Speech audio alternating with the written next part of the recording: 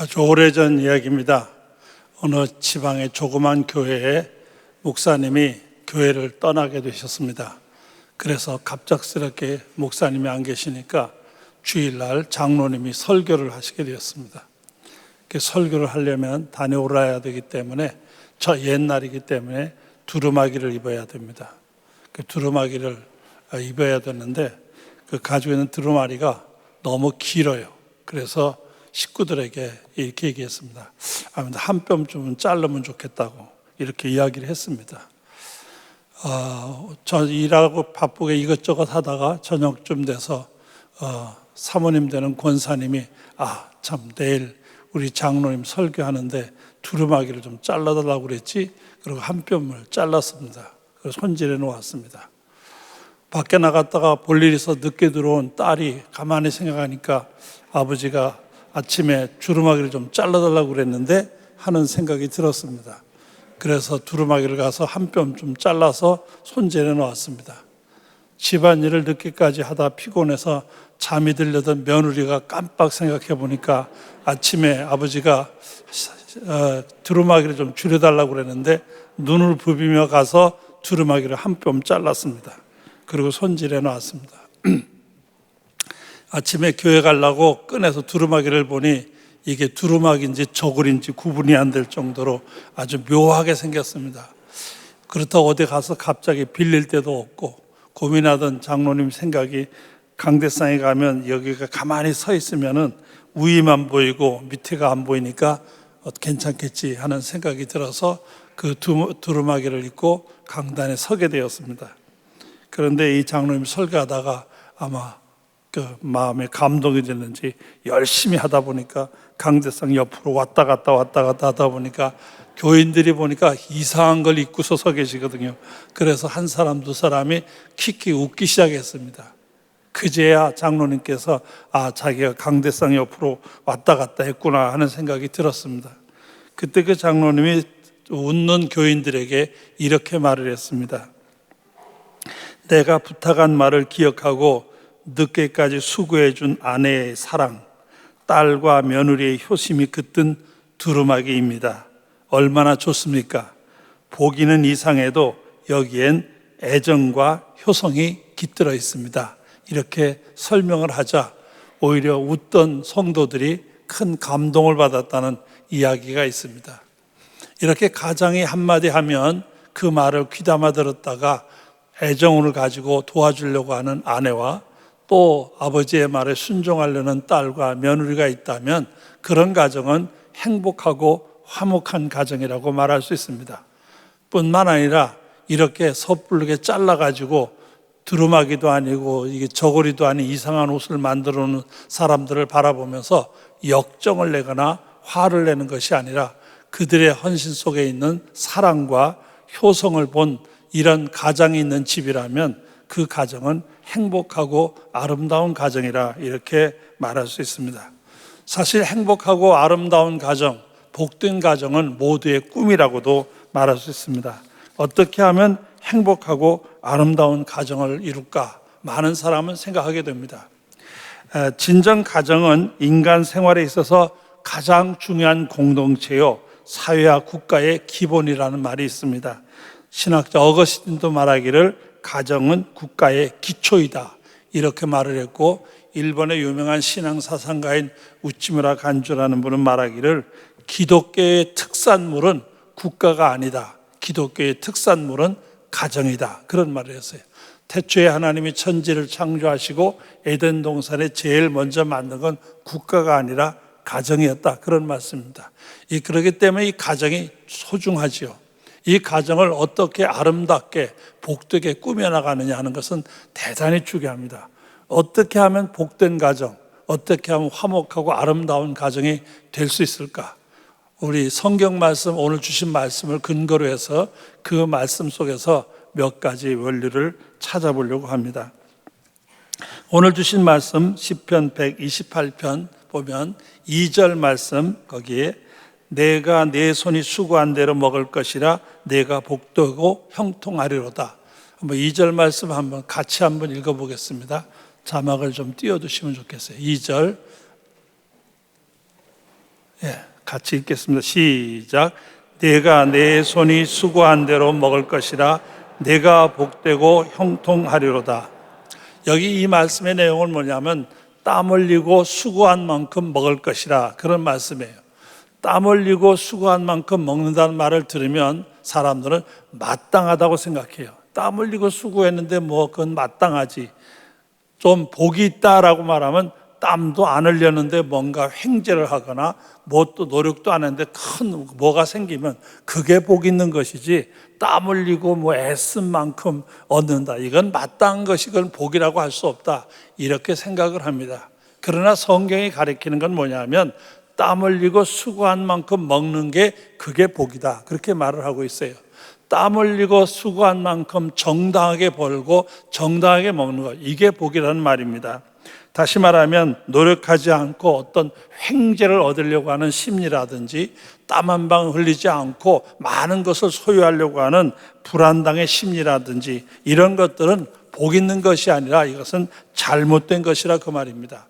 땀 흘리고 수고한 만큼 먹는 이런 건강한 자세를 가진 사람이 가장이 되면 그 가정은 건강한 가정이 되고 행복한 가정이 될 수 있습니다. 온갖 쾌락 중에서 노동의 열매가 가장 감미롭다.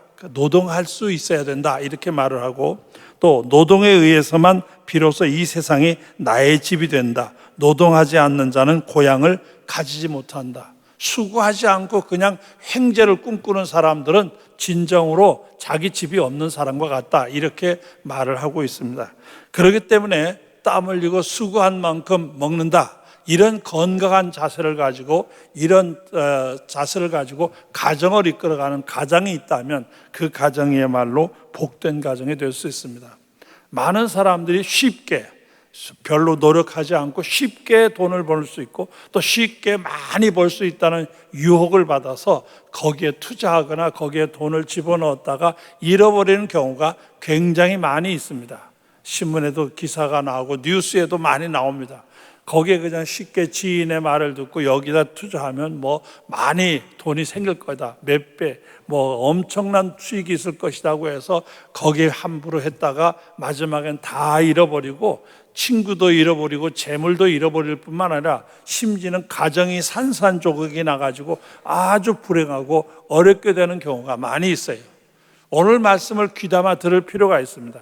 내가 수고한 대로 먹을 것이며 땀 흘린 만큼 내가 얻을 것이라고 하는 이 말씀이야말로 어떤 의미에서 우리가 이 세상을 건실하게 살아가는 귀한 원리라고 볼 수가 있습니다.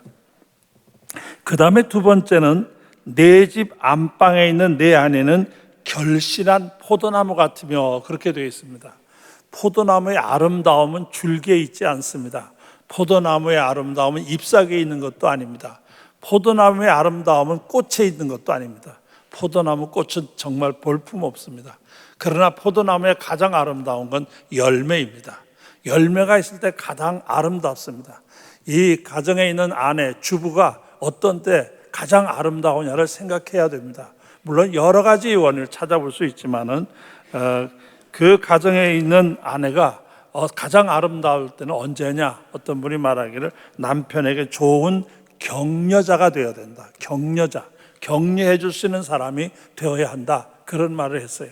그 격려의 원리를 몇 가지를 했는데, 첫째, 남편을 사랑하라.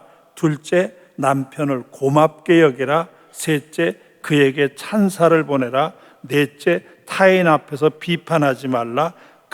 다섯째, 그를 격려하라. 여섯째, 남편의 기분에 민감하라. 일곱째, 사렵 깊게 되라. 여덟째, 화낸 채 잠자리에 들게 하지 말라. 여러 가지 좋은 말들이 많이 있어요. 정말로 신실하게 자기 남편에게 좋은 격려자가 된다면 그 가정이야말로 행복하고 복된 가정이 될 수 있습니다. 종종 주부들끼리 모여 앉아서 차 한잔 마시면서 남편의 험담을 뜯으면서 스트레스 해소한다는 말을 들은 적이 있습니다. 결코 좋은 버릇은 아닌 것 같아요. 적어도 자기 남편에게 타인 앞에서 비판하거나 헐뜯는 일은 하지 않는 것이 좋을 것입니다. 프랑스 사람 성 안스가리오라는 사람이 덴마크에 복음을 전했습니다. 이 안스가리오가 덴마크에 복음을 전함으로 말미암아 덴마크이 복음을 받아들이게 되었어요. 그 복음을 받아들인 지 1000년이 되는 천년 기념 축제를 하게 됐어요. 그 천년 기념 축제를 할 때 그 당시 덴마크의 목사님 가운데 그룬드비히라는 목사님이 계셨습니다. 이 그룬드비히라는 목사님이 음악적인 재능이 있어가지고 찬송가를 2곡을 만들었어요. 그래서 성도들에게 그 찬송을 가르치고 그리고 그것을 중심으로 해서 커다란 이 복음이 들어온 지 1000년을 기념하는 대축제를 열기로 결심하고 준비하고 있었습니다. 그런데 이 그룬드비 목사님이 나이도 젊지만은 목회를 시작해서 얼마 되지도 않는데 성도들에게 사랑을 받고 또 주변 사람들에게 아주 칭찬을 받고 인정을 받는 것을 은근히 싫어하는 사람이 있었습니다. 클라우젠이라는 감독인데 이 클라우젠 감독이 그게 너무 모범답한 거예요. 자기보다도 더 유명해지는 것 같아요. 그래서 이 클라우젠이 뭐라고 공안을 보냈냐면 이번 1000년, 복음이 들어온 지 1000년을 기념하는 책 축제에는 다른 음악을 사용하지 말고 찬송가에 이미 수록된 곡만 가지고 축제를 해라. 이렇게 이제 공안을 보냈어요. 이 그룬디 목사님이 찬송가를 만들어서 한다는 걸 막기 위한 하나의 방법이었습니다. 이 공안을 받아들고 이 그룬디 목사님이 고민이 생겼어요.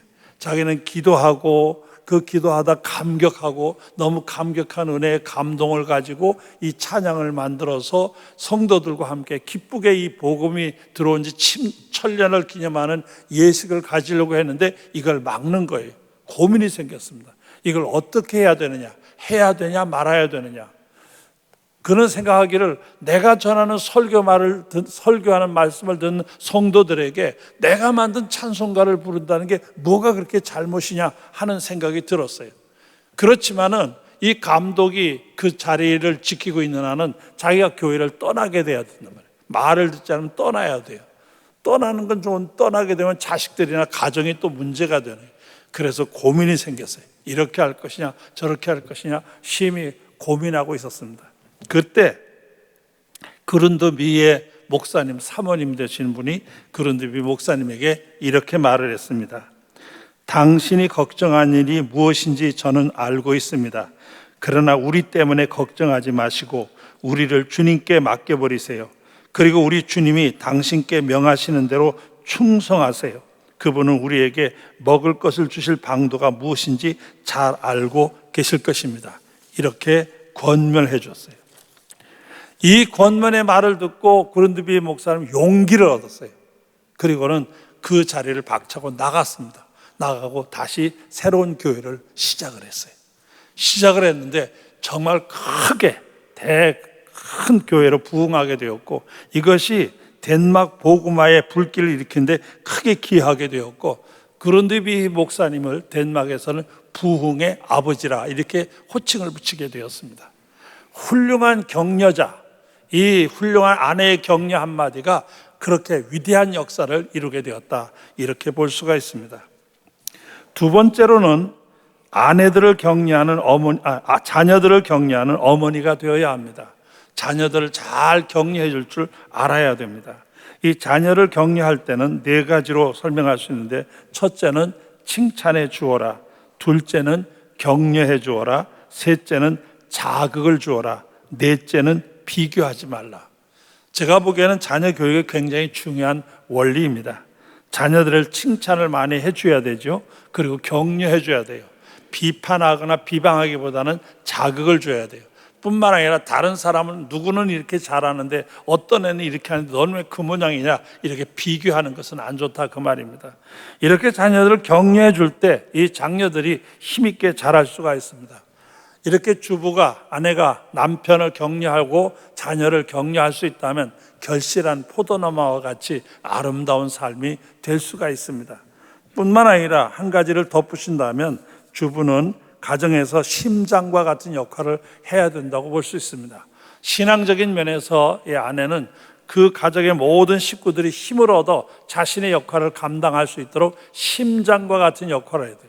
여기 맑은 피를 저 끄트머리까지 피를 보내서 힘을 얻게 하는 것처럼 주부는 시간 있을 때마다 조용히 머리 숙여 하나님 앞에 기도하고 또 말씀을 묵상하고 그 은혜의 감격을 가지고 가족 식구들이 다 은혜 안에 살수록 도와줄 수 있다면 그 가정이야말로 미래가 있고 행복한 가정이 될 수가 있을 것입니다.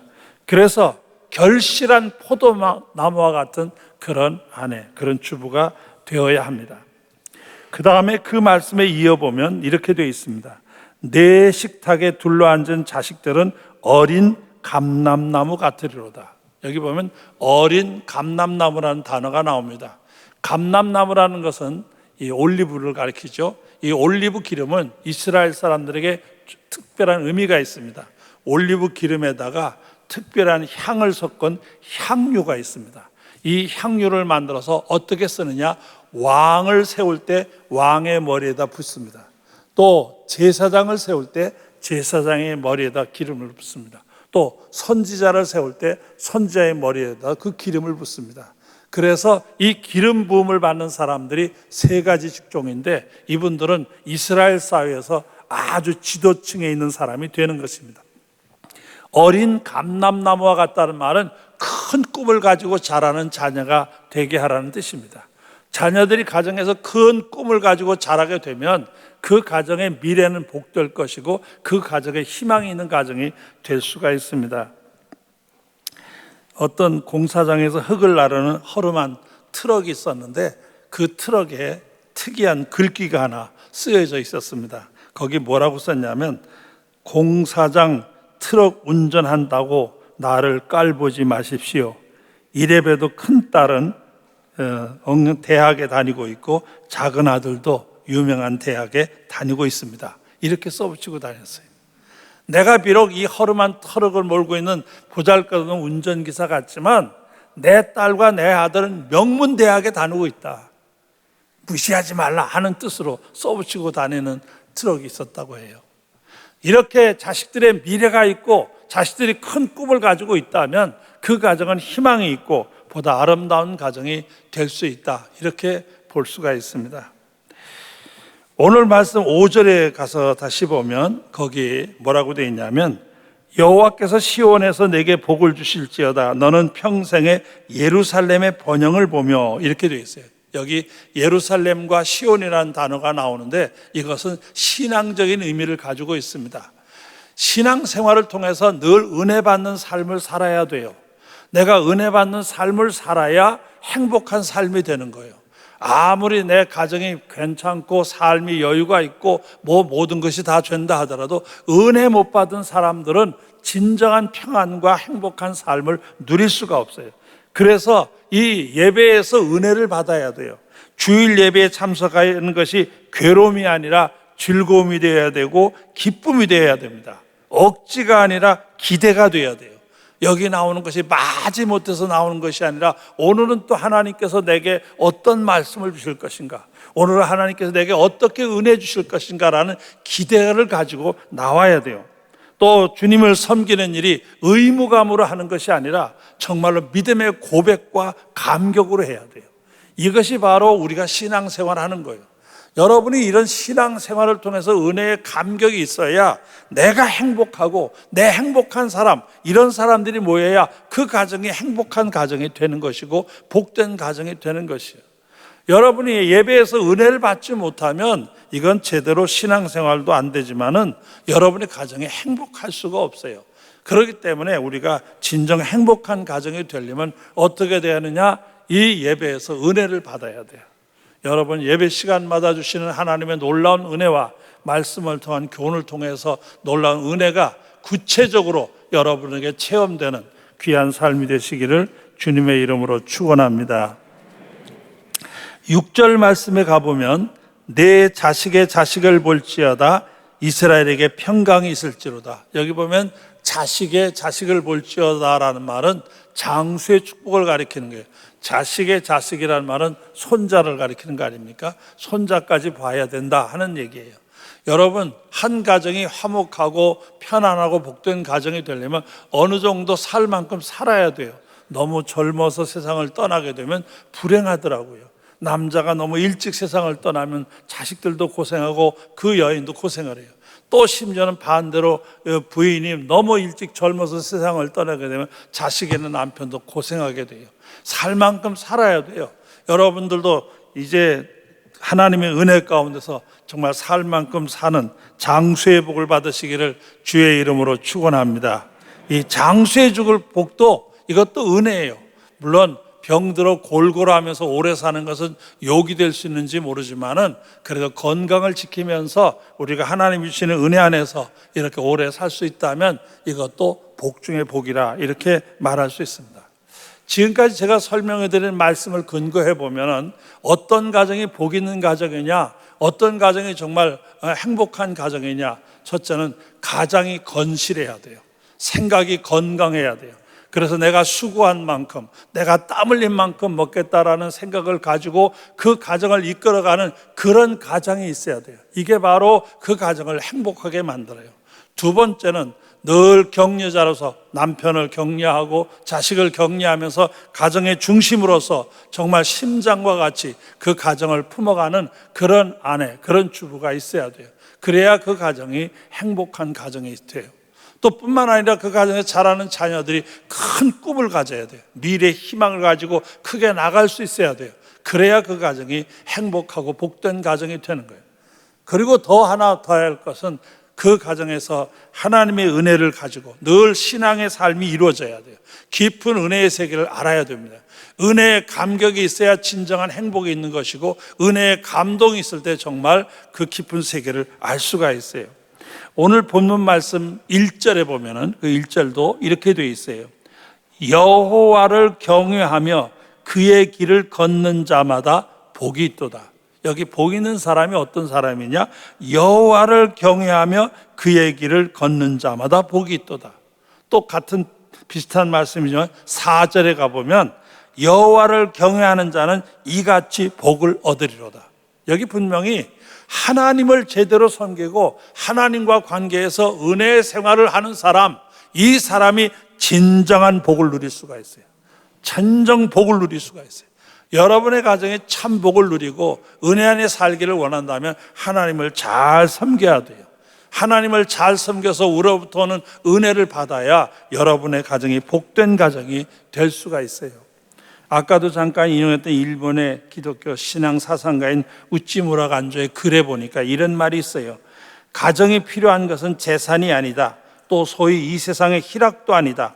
가정이 필요한 것은 작은 제단이다. 그 외에 매일 기도의 제물이 드려짐으로써 거룩하고 즐거운 가정이 되어진다. 이렇게 말을 했어요. 정말 우리 가정이 복된 가정, 행복한 가정이 되려면 어떻게 해야 되느냐? 이런 가정이 돼야 돼요. 여러분, 이 시편 128편을 조용히 좀 더 음미해 보시기 바랍니다. 이 말씀을 자꾸 읽으면서 이 말씀 속에서 주시는 교훈을 삼아서 여러분의 삶과 여러분의 가정의 삶이 복되시기를 주의 이름으로 축원합니다. 기억력이 좋으신 분들이라면 이 128편을 좀 암송을 하신다면 더 좋으실 거예요. 이걸 많이 읽어서 암송을 하고 그 말씀을 내 삶의 원리로 삼아서 여러분의 가정이 복된 가정이 되는 은혜가 있기를 주님의 이름으로 간절히 축원합니다. 오늘 주신 말씀처럼 우리의 가정이, 우리의 삶이 복되기를 바라고, 우리의 자식들이 큰 꿈을 가지고 믿음 안에서 잘 되기를 바라고, 또 행복하고 복된 가정이 되기를 원하는 마음을 가지고 오늘 주신 말씀을 마음에 새기면서 기도하는 시간을 갖겠습니다. 이제 주여를 크게 부르신 다음에 간절한 마음으로 기도하겠습니다. 주여!